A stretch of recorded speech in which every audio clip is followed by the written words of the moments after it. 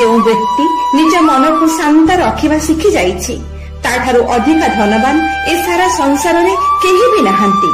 ସବୁବେଳେ ସନ୍ଦେହ କରୁଥିବା ବ୍ୟକ୍ତି ଶାନ୍ତି ପ୍ରାପ୍ତ କରିପାରି ନଥାଏ। ସନ୍ଦେହ କରିବା ଦ୍ୱାରା ମନର ଶାନ୍ତି ଭଗ୍ନ ହୋଇଥାଏ ଆଉ ବ୍ୟକ୍ତି ଭ୍ରମିତ ହୋଇ ନିଜର ସମ୍ପର୍କକୁ ନଷ୍ଟ କରିଦେଇଥାଏ।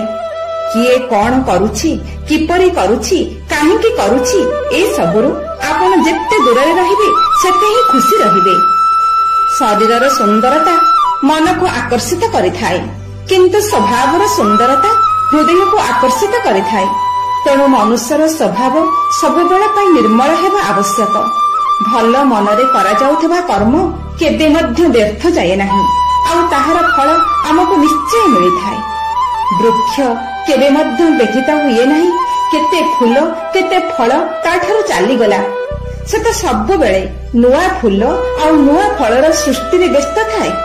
ତେଣୁ ଜୀବନରେ ଆସିବ ଆଉ ଯିବ, କେତେ କଣ ଚାଲିଗଲା, ସେହି ଯନ୍ତ୍ରଣାକୁ ଭୁଲି ଆଉ କଣ ନୂଆ କରାଯାଇ ପାରିବ, ସେଇଥିରେ ହିଁ ଜୀବନର ସଫଳତା। ଭକ୍ତି ମାର୍ଗରେ ଚାଲିବା ପାଇଁ, ବୃଦ୍ଧ ହେବା ପାଇଁ ଅପେକ୍ଷା କରନ୍ତୁ ନାହିଁ। କାହିଁକି ନା ବାସି ଫୁଲ ପ୍ରତିମା ଉପରେ ଚଢାଯାଇ ନଥାଏ। ଯେଉଁଠି ଦୟା ଥାଏ ସେଇଠି ଧର୍ମ ଥାଏ, ଯେଉଁଠି ଲୋଭ ଥାଏ ସେଇଠି ପାପ ଥାଏ, ଯେଉଁଠି କ୍ରୋଧ ଥାଏ ସେଇଠି ସର୍ବନାଶ ଥାଏ, ଯେଉଁଠି କ୍ଷମା ଥାଏ ସେଠି ଭଗବାନଙ୍କର ବାସ ଥାଏ। ମନୁଷ୍ୟ ସବୁବେଳେ ନିଜ ଭାଗ୍ୟକୁ ଦୋଷ ଦେଇଥାଏ।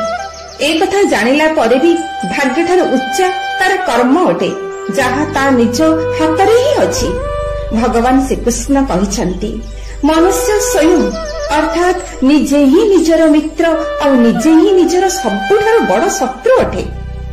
ଆପଣଙ୍କ ମନର ସବୁଠାରୁ ବଡ଼ ଦୁର୍ବଳତା ହେଉଛି ଆପଣ ଅନ୍ୟମାନଙ୍କୁ ଭରସା କରନ୍ତି, ଅନ୍ୟମାନଙ୍କ ଭିତରେ ନିଜର ସାହାରା ଖୋଜନ୍ତି। ଏହି ଗୁଣ ଆପଣଙ୍କୁ ଦୁର୍ବଳ କରିଦେଇଥାଏ। ଏହି କାରଣ ଯୋଗୁଁ ଆପଣ ନିଜ ଉପରେ ବିଶ୍ୱାସ ହରାଇ ଦେଇଥାନ୍ତି।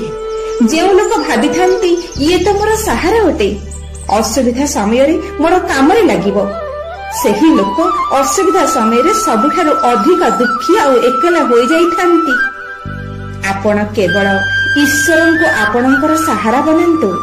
ଦେଖିବେ ଯେତେବେଳେ କିଛି ବି ସମସ୍ୟା ଆସିବ ସେତେବେଳେ ସେ କିଛି ନା କିଛି ରୂପରେ ଆସି ଆପଣଙ୍କର ସାହାଯ୍ୟ କରିବେ।